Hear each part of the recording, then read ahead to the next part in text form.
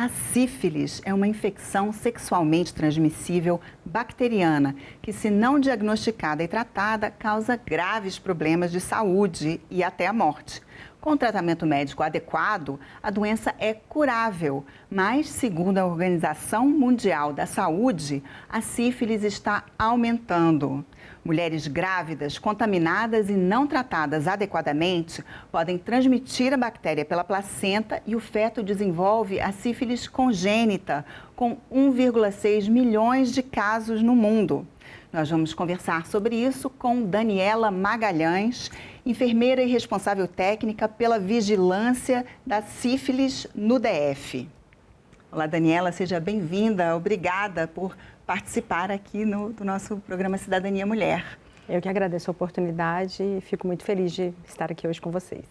A sífilis é uma das doenças, infecções, né, sexualmente transmissíveis mais antigas, conhecidas há mais tempo, mas infelizmente, né, ela não foi relegada aos livros de história, continua presente e está aumentando, segundo a OMS. Sim, a gente vem observando ao longo dos anos, ali desde 2010 mais ou menos, um aumento expressivo no número de casos, tanto na população geral e, consequentemente, nas mulheres gestantes, nas pessoas gestantes. Isso tem um impacto, né, no sistema de saúde, uma vez que aumenta o tempo de internação dessa mulher, desse bebê, né? Esse bebê acaba sendo submetido a procedimentos muito invasivos e que gera também um custo para o Estado. É uma doença muito antiga, como você mesmo colocou, né? Ela data desde a era pré-colombiana, né? No período das grandes navegações. Mas o seu tratamento com cura só foi realmente descoberto com o advento da penicilina, né, na década de 30. E ainda assim, mesmo tendo um tratamento com baixo custo, a penicilina tem um custo muito baixo, né, considerando o tratamento de outras ISTs, como por exemplo do HIV, mas ainda assim é um desafio, né, para o sistema de saúde o combate e a eliminação da sífilis congênita e da sífilis na população geral. E por quê? Porque, assim, sendo uma vez diagnosticado e tratado, é curável, isso é praticamente garantido? Sim, é uma doença que tem diagnóstico fácil e tratamento eficaz. Contudo, é uma doença que não gera uma imunidade, né? Como exemplo de catapora, de sarampo, que uma vez exposto à doença, a pessoa fica imune para o resto da vida. E ela também não tem vacina. Então, a pessoa pode se infectar e se reinfectar tantas quantas forem as vezes que ela se expor, né, de forma sexualmente a uma pessoa com sífilis. Isso é até bastante relevante nesse caso, né, da sífilis congênita, né, que as mães transmitem, que às vezes elas podem até ser tratadas, mas se o parceiro não for tratado, ela acaba sendo reinfectada? Isso, ela acaba sendo reinfectada porque ela se expôs novamente. E um dos desafios também que é importante sinalizar em relação à sífilis é porque ela é uma doença que mimetiza outras condições clínicas, principalmente alergias, né, outras dermatoses, né, doenças de pele. Ela tem um período de incubação relativamente longo, né, entre 10 e 90 dias, com uma média de 21 dias. Então, da exposição até o surgimento dos primeiros sintomas, existe um período ali considerável, e nesse período a pessoa pode, né, não saber que está doente, né, a partir da manifestação dos primeiros sintomas, e está infectando outras pessoas. E após uns 6 meses, aproximadamente, da infecção, ela passa por um período de latência, uma fase silenciosa, onde a pessoa está doente, mas ela não transmite essa infecção, mas ela não apresenta sintomatologia. Então, ela está ali andando, circulando, né, praticando sexo realmente, e ela não sabe que está doente e está infectando outras pessoas. E como sumiu esse primeiro sintoma, ela pode achar que passou, né? Que não tem mais nada, que era uma coisa passageira. Exatamente. E os sintomas, eles também são muito inespecíficos, né? A primo-infecção, que é quando a pessoa tem o primeiro contato com a doença, ela se caracteriza por uma úlcera onde a bactéria é inoculada. Essa úlcera não dói. Então, às vezes, em mulheres, principalmente, ela é de difícil localização, porque ela pode estar no períneo, nas paredes vaginais, no colo uterino, e realmente a mulher não identifica. E como é uma úlcera indolor, aquilo passa despercebido. Essa úlcera que você diz, assim, no popular, é uma ferida, É uma né? ferida, majoritariamente na região genital, mas ela está muito relacionada ao local de inoculação. Então, isso depende da prática sexual da pessoa. Uma vez cicatrizada, ela cicatriza ali por volta de 15 dias, 4 semanas, surgem lesões de pele, né, que são lesões que lembram doenças exantemáticas, mimetiza com outras doenças, como eu já falei, principalmente dengue, um racho cutâneo, como se fosse realmente uma alergia. E aí, isso também, quando a pessoa chega a buscar o serviço de saúde, acaba confundindo o profissional.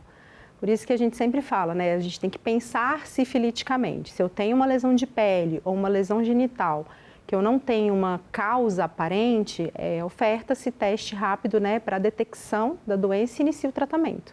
O tratamento ele dura em média de 3 semanas, a depender da classificação clínica dessa doença. E após 30 dias de terminado o tratamento, a pessoa já não está mais transmitindo. Então, note que é uma coisa que é bem rápida, né, do diagnóstico ao tratamento, né, e a cura efetiva é um período ali de 30 dias. Mas para isso as pessoas precisam ter acesso ao diagnóstico. E esse diagnóstico, ele só é feito quando já tem algum sintoma ou mesmo sem sintoma? Mesmo sem sintomas. Na fase sintomática, acaba sendo um pouco mais fácil o diagnóstico, né? Porque se o profissional tiver essa expertise, ele vai fazer uma avaliação física, né? Um exame clínico e vai ofertar o teste. Tendo sintoma e teste positivo, você já fecha o diagnóstico e inicia o tratamento. A pessoa assintomática, quando ela não apresenta a sintomatologia, ela tem que fazer o teste. Ele dando positivo, faz testes complementares, mas na presença de um teste positivo, recomenda-se que já inicie o tratamento até que se faça os demais testes complementares. A gente não espera outros testes para iniciar o tratamento. E a recomendação é que pessoas sexualmente ativas e que nunca testaram para IST se testem pelo menos uma vez ao ano. E como é esse teste? Esse teste, hoje, no SUS, ele é ofertado de uma forma muito simples. Ele é um teste rápido, ele é feito com um sangue, né, que é feito a partir da perfuração na polpa digital, então se colhe uma gota de sangue. E esse exame, então, é processado e o resultado fica ali pronto entre 10 e 30 minutos.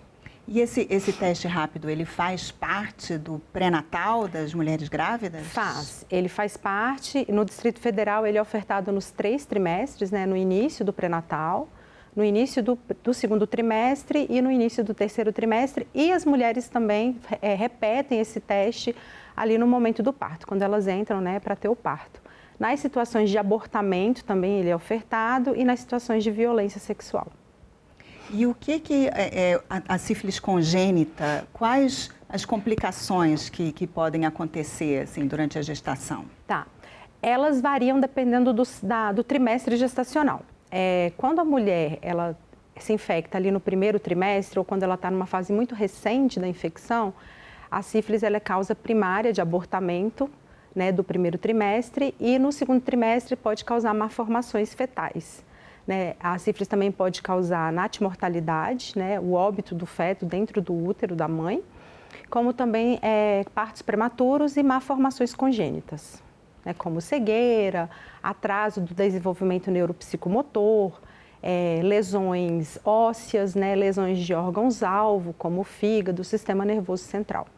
E se uma mulher percebe o teste, né, nesse rastreio, descobre que ela está com sífilis, né, gestante, ela consegue interromper essa transmissão? Mesmo assim, o bebê vai ter que ser acompanhado, mesmo se ela for tratada? As mulheres, elas recebem tratamento com o primeiro teste positivo. Então, a gente também, na gestante, em função até desse contexto epidemiológico da sífilis congênita no país, primeiro teste positivo, ela já inicia o tratamento.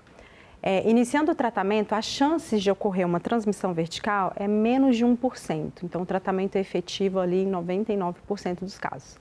Porém, após o nascimento, esse bebê precisa fazer um acompanhamento nos serviços de saúde por pelo menos 6 meses, né?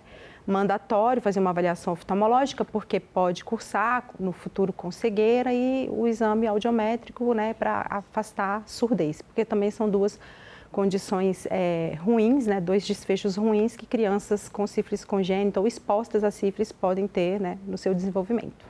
Agora, lembrando, né, como você falou, que não se desenvolve uma imunidade, então essa mãe, né, que foi tratada, ela pode ser reinfectada, né, se não se tomar alguma providência nesse sentido, né? O ideal é que a pessoa que foi diagnosticada, ela, além de fazer o seu tratamento, ela também tem a oportunidade de que o teste seja feito em todas as suas parcerias sexuais.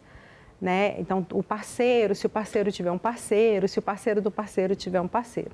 Né? Então, a gente tem que tratar toda essa cadeia sexual para que se interrompa o que a gente chama de cadeia de transmissão. Né? Porque, de fato, pessoas que não são tratadas, elas podem vir a desenvolver a doença em algum momento da vida. E a prevenção é aquela mesma da grande maioria das infecções sexualmente transmissíveis, é o preservativo, né? O preservativo é a principal, né, estratégia de prevenção. Obviamente que as pessoas, a própria testagem é também uma estratégia de prevenção. Então, pessoas que são sexualmente ativas e a depender do grupo populacional, elas devem se testar de forma mais consistente, né, a cada 3 meses, 6 meses, associado ao uso do preservativo. Então, usa o preservativo, mas em um momento ou outro negligenciou, né, busca a testagem rápida, faz o tratamento, uso do preservativo, mas sempre que houver uma exposição sexual de risco, é importante que a pessoa busque a testagem para fazer o tratamento. E tudo isso está incluído no SUS? O SUS disponibiliza tanto o diagnóstico como o tratamento, como o acompanhamento dessas pessoas. E uma gestante, então, que ela identifica, né, o vírus, ela está contaminada pelo vírus, como é esse tratamento? O tratamento da gestante, ele tem que ser feito preferencialmente com penicilina benzatina. Por quê? Porque a penicilina benzatina é a única droga que atravessa a barreira placentária e trata o bebê. Então, quando a gente trata uma gestante, a gente trata a mulher e trata o seu bebê. Então, por isso que a única droga que é indicada e que vai diminuir a transmissão vertical é a penicilina benzatina. E aí que mesmo que o bebê já tenha sido contaminado através da placenta, ela vai curar ele também? Vai tratar o bebê, exatamente, porque atravessa a barreira placentária. Para as pessoas não gestantes, existem outras alternativas, né? Na verdade, existe outra alternativa, que é um esquema oral, que a depender da fase clínica da doença, ela vai tomar ou 15 dias ou 30 dias do antibiótico via oral. Mas aí já não é penicilina, é outro medicamento. Agora, a penicilina, às vezes, existem casos também de alergia à penicilina. Então, aí, nesse caso, o que pode ser feito? Essas mulheres, elas devem ser submetidas ao que nós chamamos de dessensibilização. Contudo, hoje o que a gente sabe é que esse evento da reação anafilática grave em relação à penicilina, ele é um evento muito raro. Ele está ali na casa de 0,001%. Eu costumo dizer que é mais fácil você fazer uma anafilaxia comendo camarão na praia do que tomando penicilina numa unidade básica de saúde. Anafilaxia? Anafilaxia é quando a pessoa faz uma reação exacerbada, né, àquele medicamento. Então, ela tem dificuldade respiratória, apresenta um rasgo cutâneo importante, mas a principal contraindicação para o uso da penicilina é o que a gente chama de reação anafilática grave, quando a pessoa ela tem dificuldade para respirar, né, tem um fechamento da glote, ela não consegue respirar e aí ela precisa de outras medidas farmacológicas para reverter esse quadro. Somente essa condição, mas como eu disse, ele é um evento muito raro. Bastante raro. A gente tem, inclusive, outros medicamentos que têm um potencial maior de fazer uma anafilaxia do que a própria penicilina. Obviamente, a gente sabe que permeia, né, na população esse temor pela reação anafilática, a alergia à penicilina. Contudo, todas as pacientes que a gente encaminha para ambulatórios de reação à droga, o que nós sabemos é que 90%, 98% não são reações anafiláticas graves, são reações já esperadas da própria administração do medicamento. Mas e se for, tem como desensibilizar? Tem. Elas são desensibilizadas em ambiente hospitalar. Essa dessensibilização não pode ser feita em unidades básicas de saúde. Precisa de uma retaguarda hospitalar.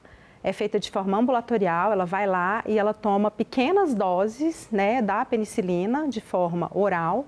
E essas pequenas doses vai induzindo pequenas reações imunológicas nessa mulher até que ela consiga fazer esse esquema com a penicilina intramuscular.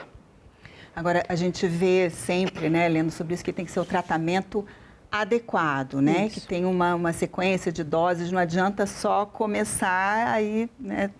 Como é que é esse tratamento? Então, o que tem que ser feito? A sífilis, quando ela tem duas classificações clínicas, né? Do ponto de vista clínico, para se estabelecer tratamento. Ela pode ser uma sífilis latente recente, quando ela tem até 1 ano da exposição até o curso, né, da infecção. Então, ela é uma sífilis latente recente. Quando ela tem essa classificação, nós tratamos com a penicilina 2.400.000 unidades em uma dose única.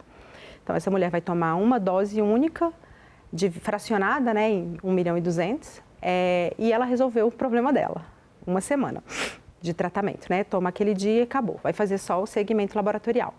Quando eu não consigo definir o tempo de infecção, eu não sei quando ela se infectou, em que momento da vida ela se infectou, ela também tem uma história um pouco confusa, ela mesma não consegue relatar quando ela se expôs à sífilis, é o que nós chamamos de sífilis latente tardia, que é o maior caso é a maior ocorrência, né, entre as mulheres. Normalmente não sabem relatar quando se infectaram. Então, essas mulheres, elas vão fazer um esquema de 3 doses. Então, ela vai tomar uma dose por semana. O ideal é que o intervalo entre cada dose seja de 7 dias. Se eu não conseguir assegurar essa dose no 7º dia, porque ou caiu no sábado, ou no feriado, ou no domingo, eu posso fazer essa dose até o 9º dia. Então, eu tenho de 7 a 9 dias para fazer aquela dose. Se houver um atraso superior a 9 dias, precisa reiniciar o esquema de tratamento. Eu não posso chamá-la para completar aquele esquema. Ela tem que vir para reiniciar todo aquele tratamento. Por isso que é muito importante que tanto o serviço de saúde se organize para buscar essa gestante faltosa, né, que não compareceu por qualquer que seja o motivo para concluir o tratamento, como que a mulher também, né, fique atenta a esse calendário para que compareça ao serviço de saúde para tomar o seu medicamento. E lembrando que, assim, ela pode ser infectada em qualquer momento, né, durante a gravidez. Então, tem que sempre fazer essa testagem ao longo da gestação. Exatamente. A recomendação do sistema de saúde é que as mulheres se testem a cada trimestre. E mulheres com maior situação de vulnerabilidade, mulheres mais vulneráveis, que são mais empobrecidas, né, que tem algum outro marcador de iniquidade, né, e que dificulta o acesso dela ao serviço de saúde, essa mulher, ela pode ser testada mais vezes. Então, sempre que ela vier ao serviço de saúde, oferece teste rápido. E se, apesar de todos esses esforços aí, quando o bebê nascer, tiver a sífilis congênita?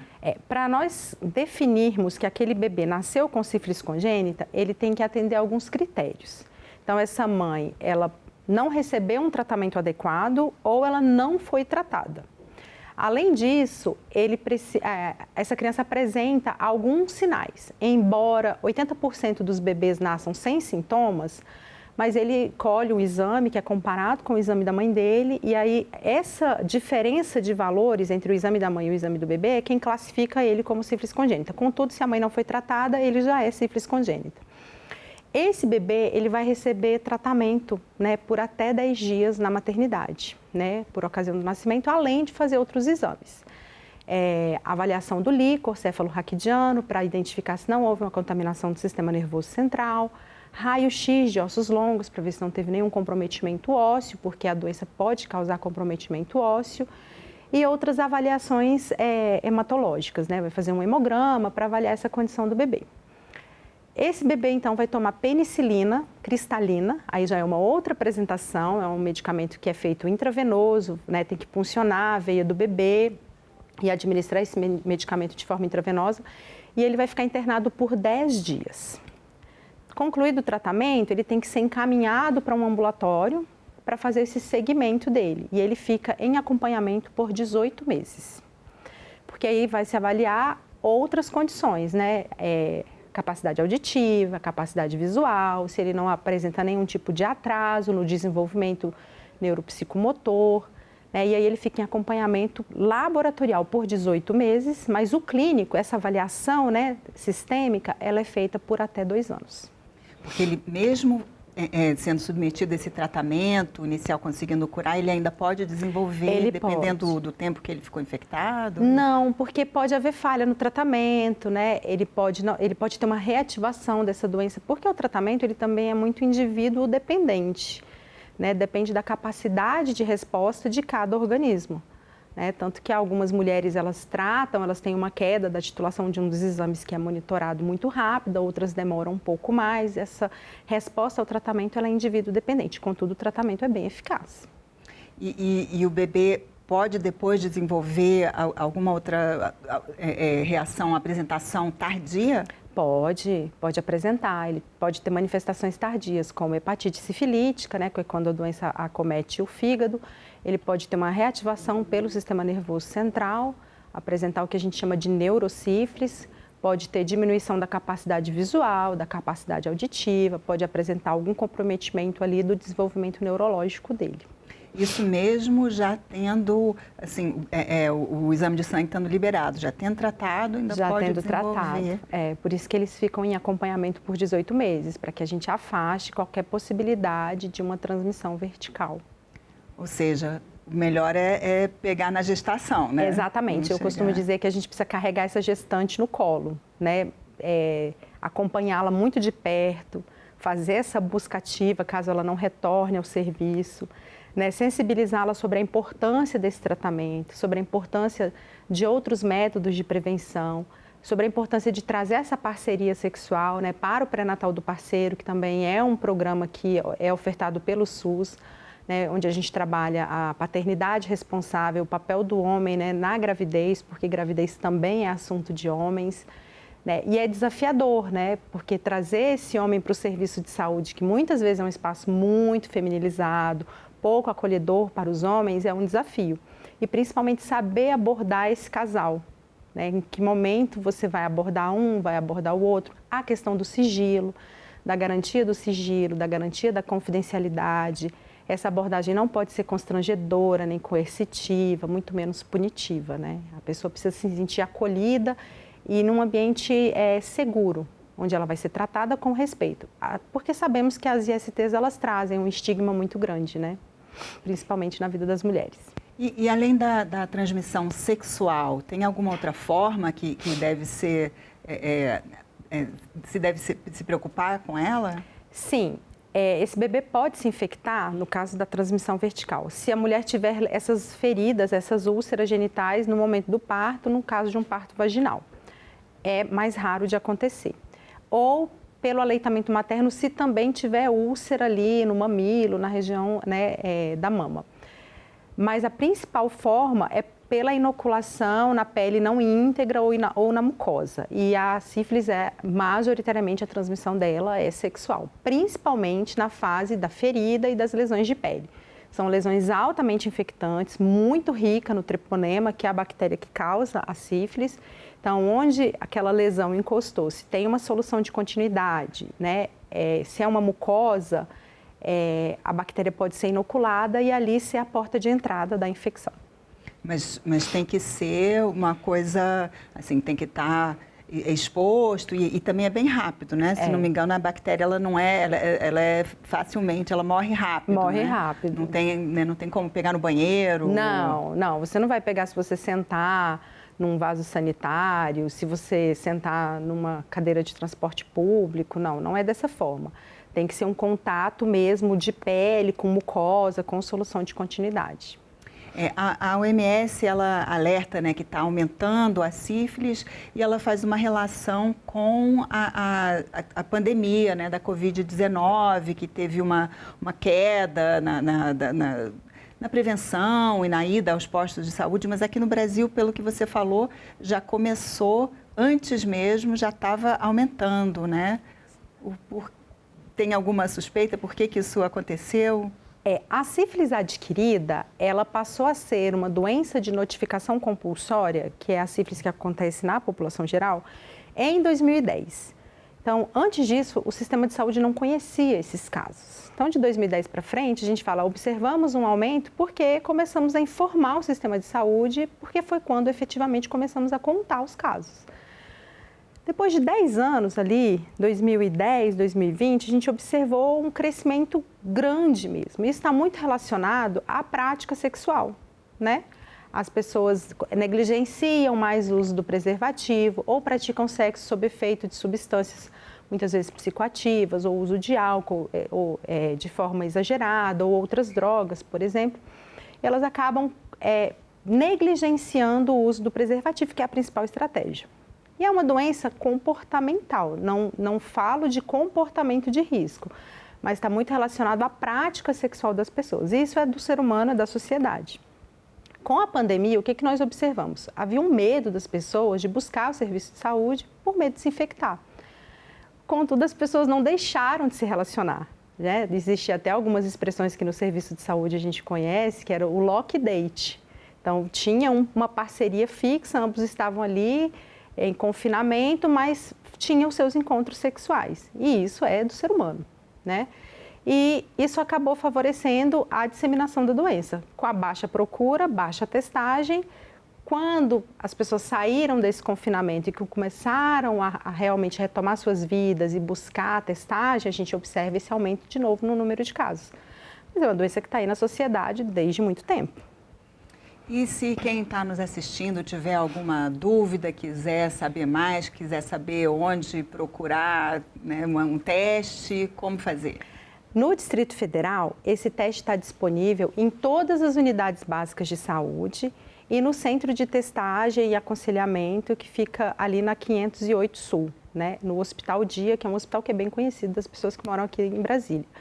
Mas em qualquer unidade básica de saúde, a pessoa pode chegar, pode, não necessariamente na unidade básica de saúde próximo da sua residência, elas podem buscar e falar, quero me testar para as ISTs.